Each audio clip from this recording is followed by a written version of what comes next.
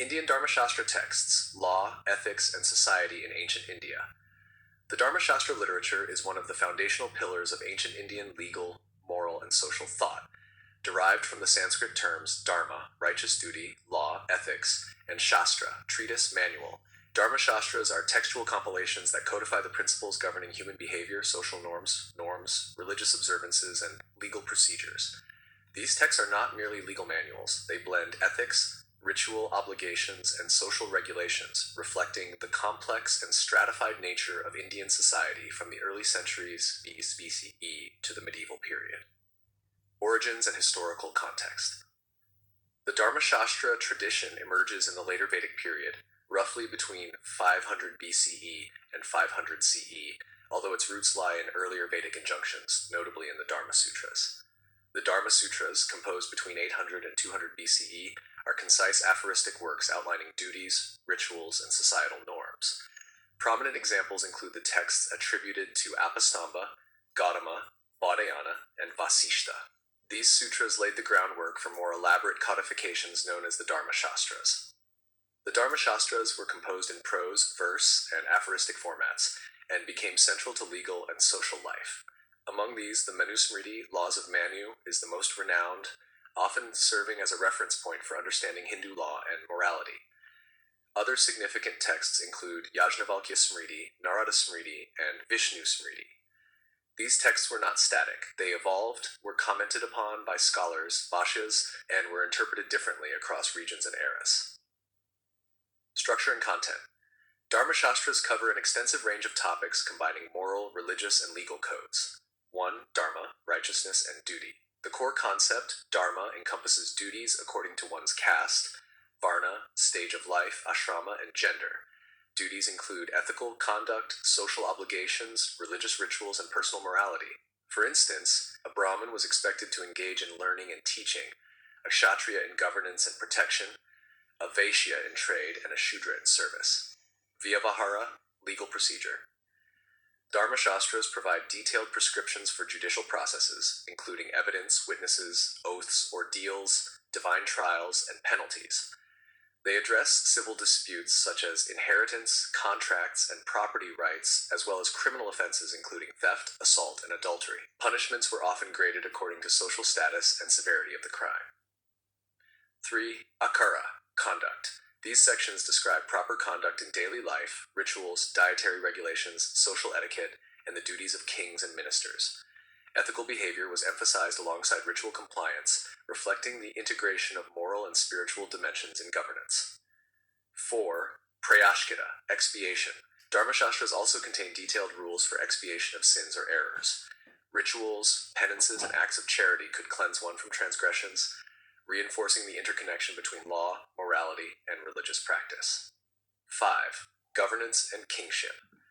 Many Dharmashastras provide guidelines for rulers, outlining duties of the king, Raja Dharma, administration, and justice.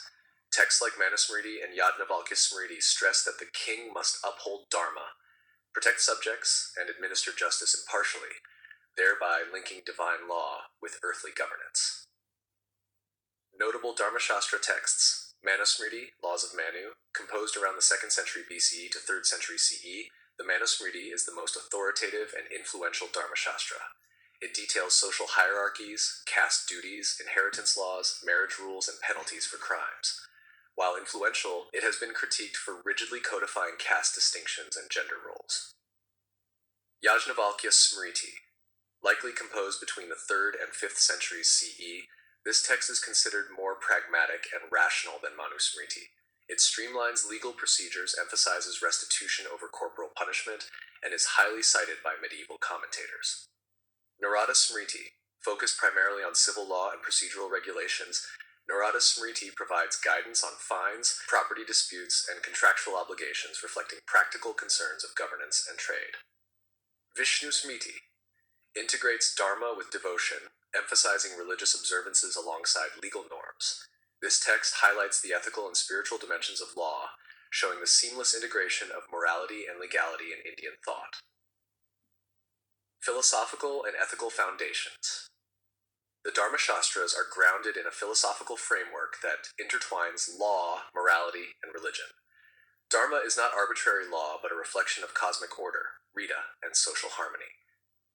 Legal norms are considered extensions of ethical duties, and the purpose of law is to maintain order, justice, and spiritual welfare. Kings, judges, and ordinary citizens alike were expected to adhere to Dharma, which reinforced moral responsibility as an essential component of legal compliance.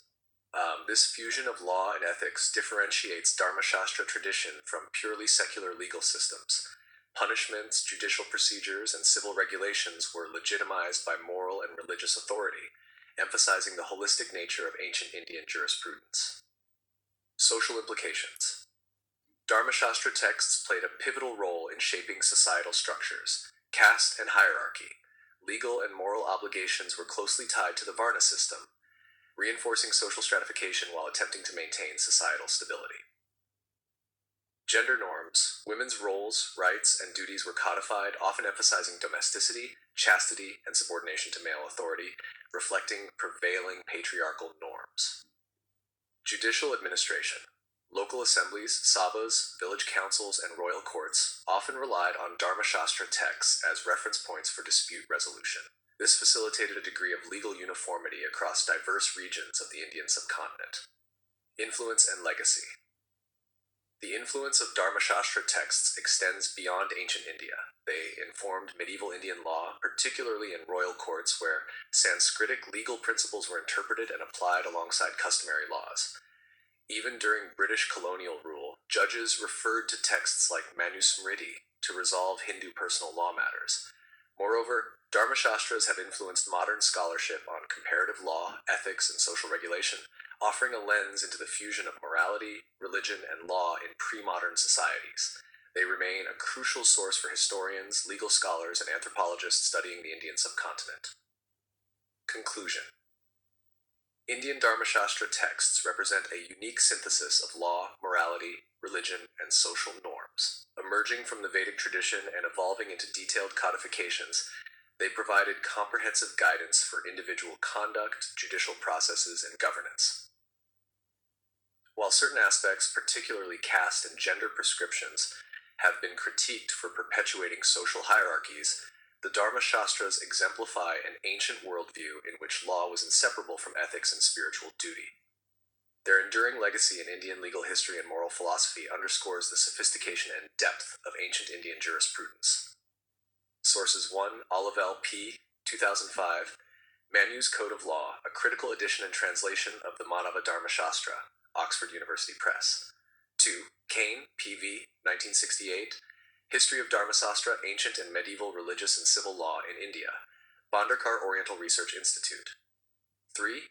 Bhatt, A. 1996, Yajnavalkya Smriti, Law and Society in Ancient India, New Delhi, Motilal Banarsidass. 4. Lariviere R. W. 99, Narada Smriti, A Study in the Social Law of Ancient India, Delhi, Motilal Banarsidass. 5. Olivel P. 2004, Dharmasutras, The Law Codes of Ancient India, Oxford University Press.